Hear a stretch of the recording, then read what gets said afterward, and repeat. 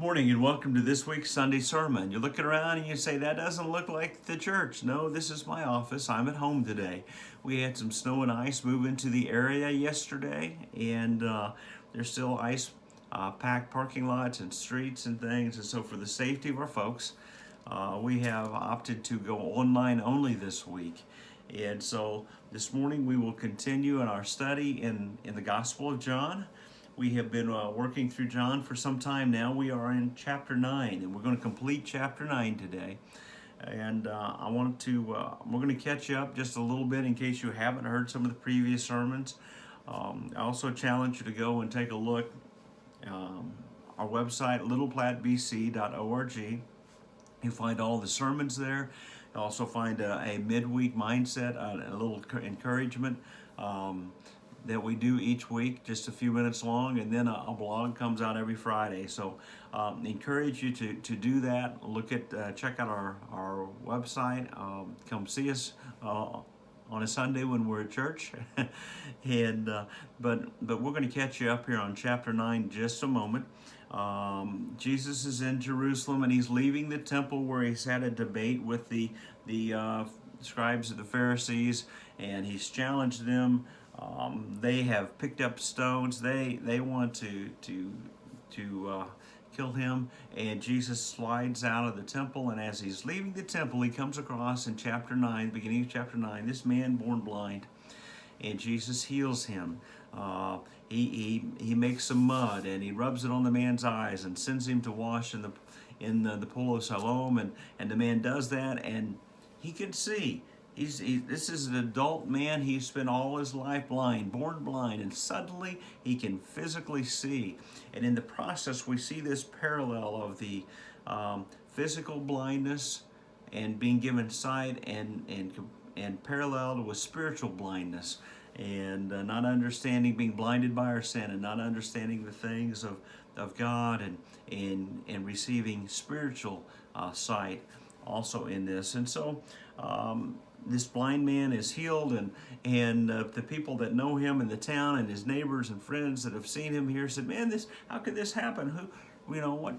And he tells them, "Well, this guy came, and this is what happened." And so they take him to the Pharisees, and they go, like they want some spiritual answer. What is this? How could this be? And of course the Pharisees, from their own attitude, they immediately reject this man's healing. Because Jesus did it, and they've already called Jesus demon possessed and insane, and some things that they've attacked him as he's revealed the truth about the Pharisees and their hypocrisy and things, and so they've rejected him, and they also reject this healing immediately because Jesus did this on the Sabbath, and they're saying, well, God wouldn't send somebody to break our rules on the Sabbath, so this man must not be from God. And of course it's their rules. It's not what God designed the Sabbath for. They've added all these other rules, and Jesus heals on the Sabbath, and they go, well, that can't be. And so there are other debates and things that happen in this process through chapter 9.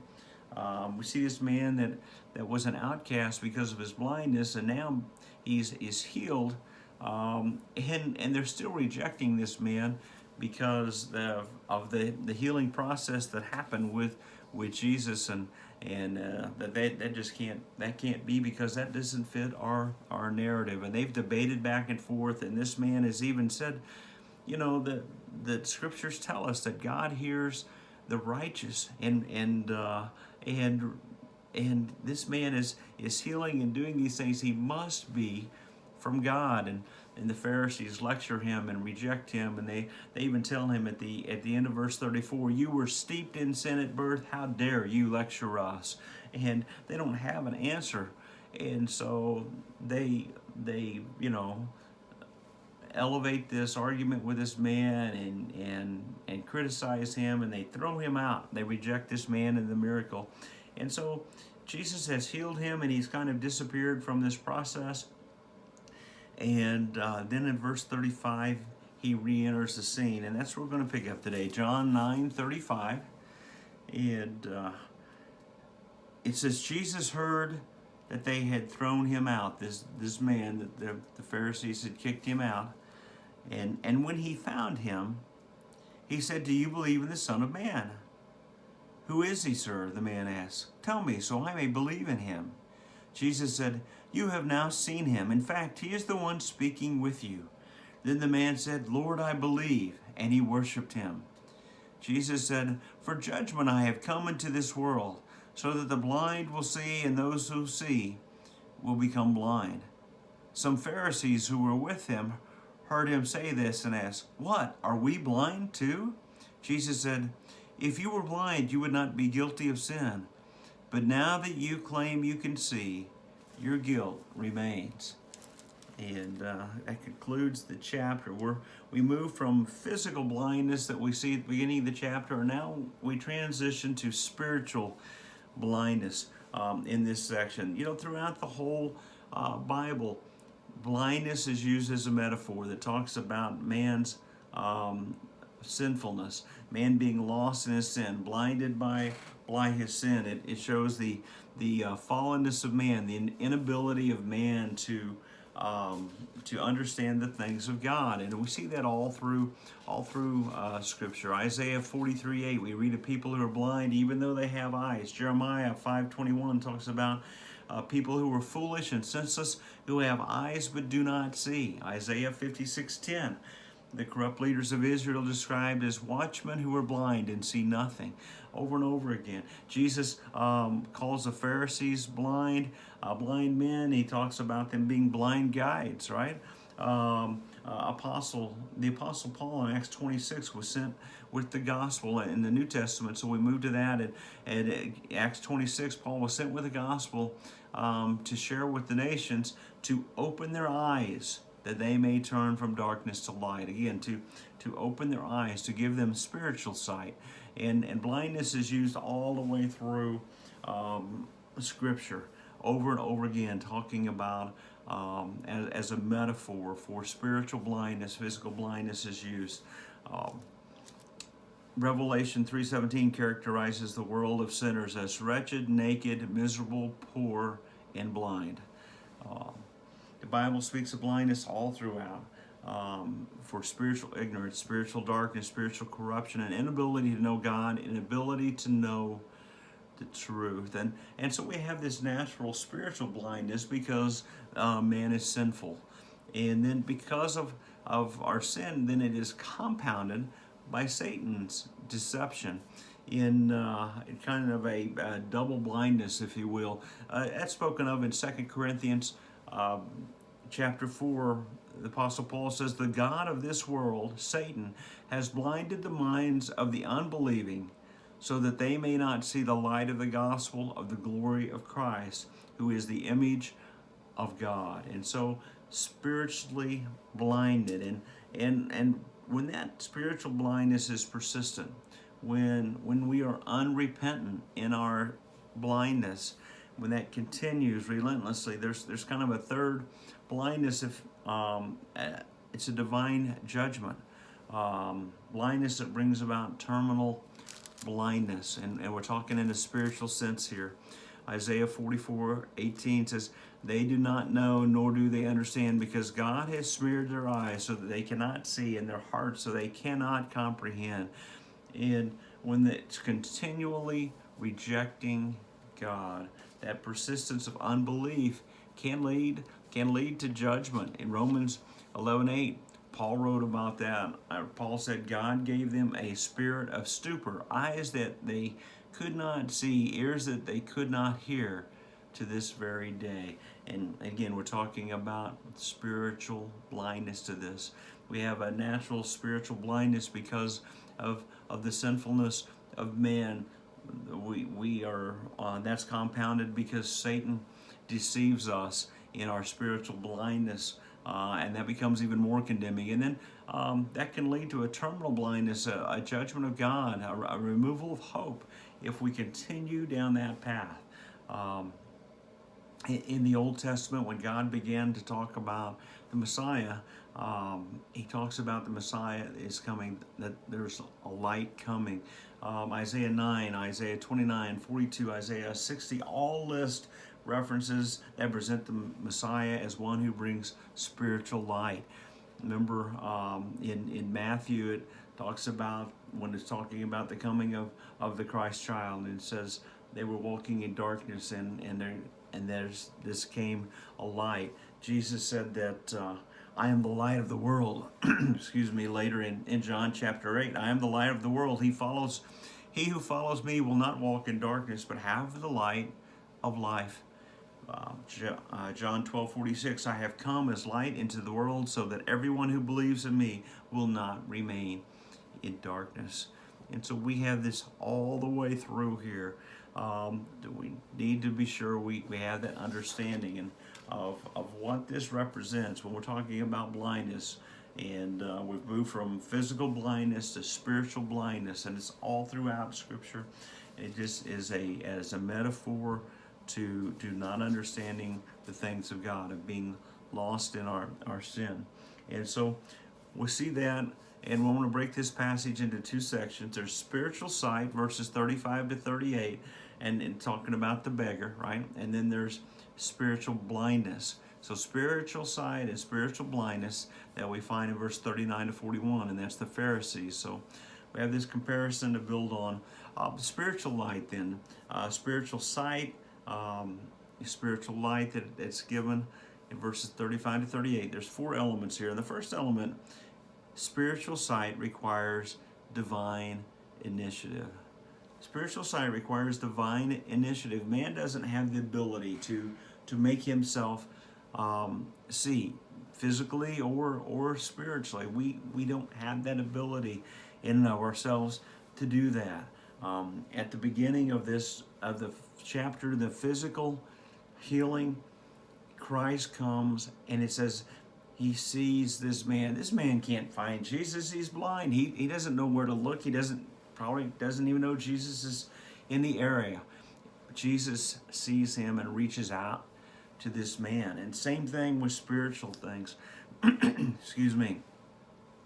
Verse 35 that we read just a minute ago says, when he found him. Jesus has heard this guy's got kicked out, and he's looking, and it says, when he found him, he was seeking this man. Don't miss that. Jesus went seeking the man. And it's parallel to chapter 5. If you go back, and there's the healing at the pool at Bethsaida, that the man picks up his mat and walks out. He's interrogated by the Pharisees, and Jesus finds him later and talks with him. He sought him out. But it all starts with a divine initiative from God. It all starts with a sovereign purpose in the mind of God. Luke 19:10, Jesus says, the Son of Man is come to seek and save that which was lost. He's come to seek and save that which was lost. He's not just saving, he's seeking at first. And so don't miss that. Romans 3 says, no man seeks after God. We wouldn't know where to go. We wouldn't know where to look. Jesus is the seeker. God reaches out to us. It begins there. It all begins there. We don't have the ability to reach out to God on our own and find him, but he seeks after you and me. He said to his apostles, and Jesus said to the apostles in John 15:16, you have not chosen me, but I have chosen you. He's the finder. He's the one that's seeking us. And so the Lord initiates his spiritual sight, just like he initiated the physical sight with this man. And so we see that in the beginning. Jesus finds the man, and this is where the spiritual sight begins.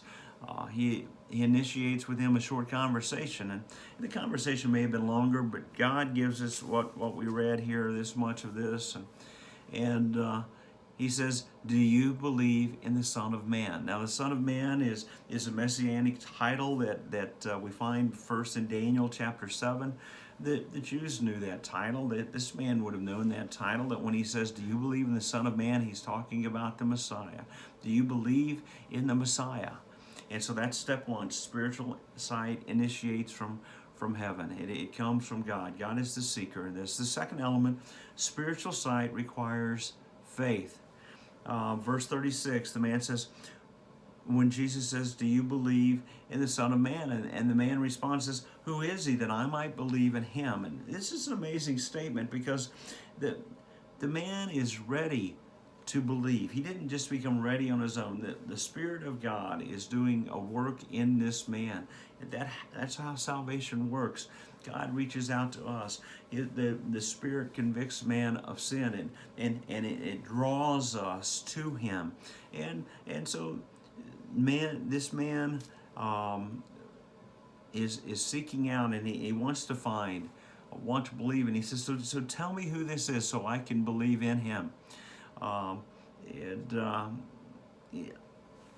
this is, maybe it's a little confusing sometimes for some folks to get this, but it's because what God has done that opens us up to believing, that we would respond in Him. It's the work of God that's begun, and He says, "I'm ready to believe. Who do I believe in? Show me who to believe in."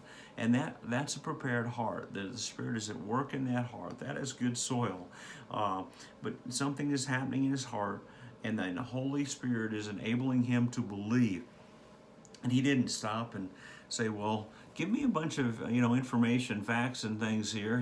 He was ready to believe this because the Holy Spirit was working in him. So that's the second thing we see, that at first God initiates that. Spiritual sight requires faith that responds, then that God gives that faith and initializes that work in our heart. The third element of spiritual sight is to confess Jesus is Lord. So where there is a miracle of spiritual sight, there will be confession of Jesus Christ as Lord. Jesus says in verse 37, "You have seen him now. In fact, he is the one speaking to you." And we don't know if this man has heard Jesus teach at any other time along the way around the city, around the temple at all. But keep this in mind, and it talks about the work of God in the heart, because there were thousands of people that had seen all kinds of miracles happen around Jerusalem, and healing, and the feeding of up on the north end of the Sea of Galilee, the feeding of the 25,000, all the different things that have happened around there. There's people that have seen that. This guy's blind; he hasn't seen any of that happen, but it just illustrates that God overcomes the spiritual darkness by giving him faith. You have seen him. He's the one talking to you, Jesus says.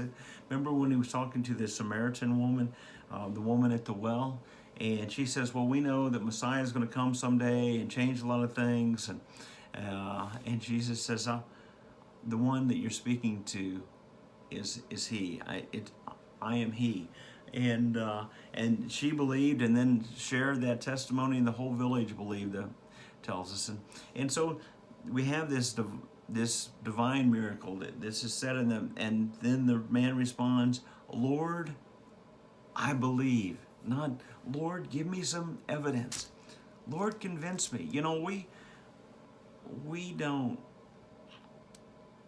No matter what we say, doesn't change people's heart unless God is at work in that situation.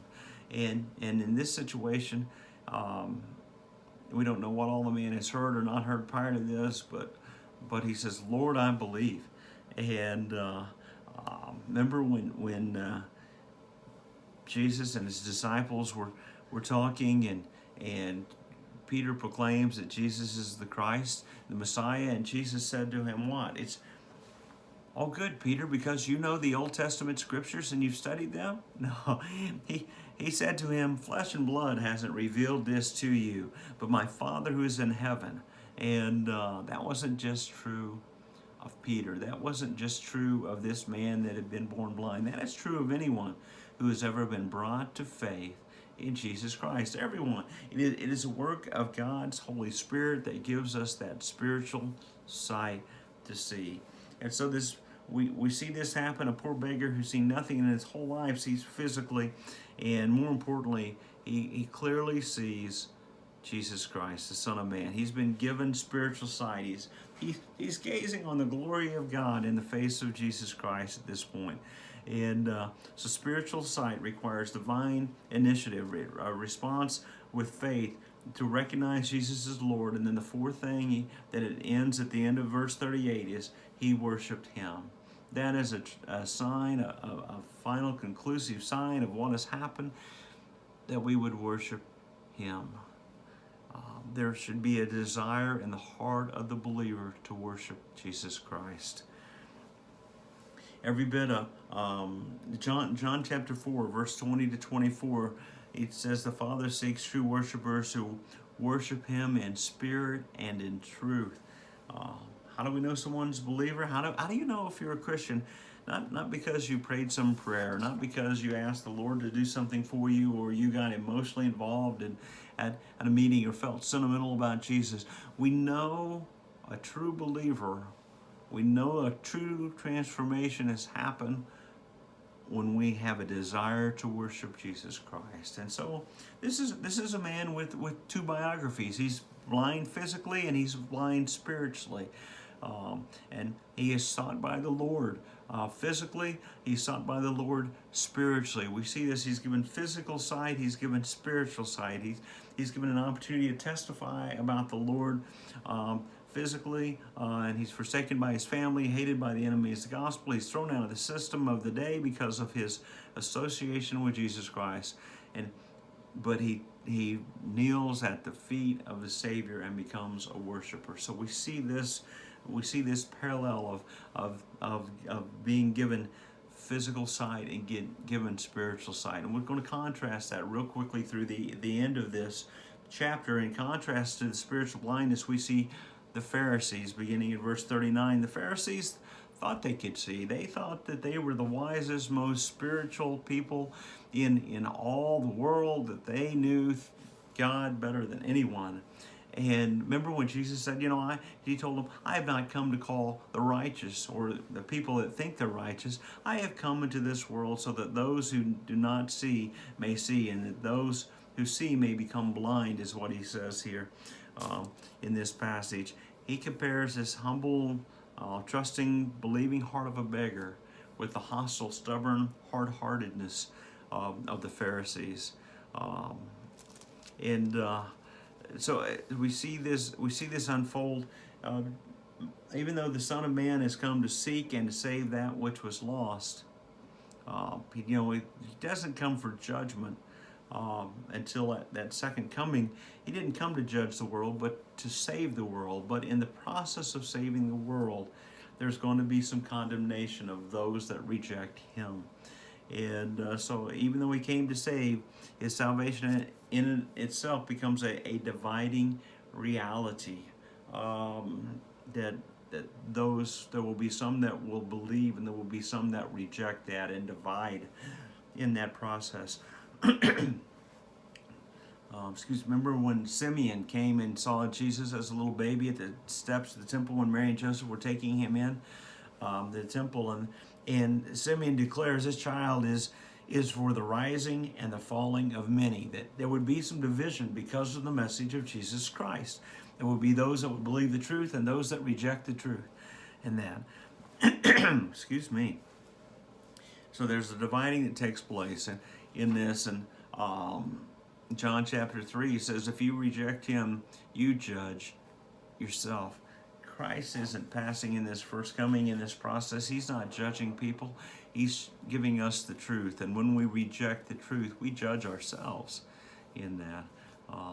If a sinner sees in Jesus nothing to desire, nothing to long for, nothing to want or put trust in, that's self-condemnation. And that in this case is the Pharisees. They didn't think they needed anything. They thought they could clearly see it all. They understood it all, and they were the righteous ones. They knew God. They knew the truth. And so the first thing then about spiritual blindness is spiritual blindness brings judgment upon themselves. The second thing is that it's stubborn. Verse 40, some Pharisees who were with him heard him say this and asked, what, are we blind too?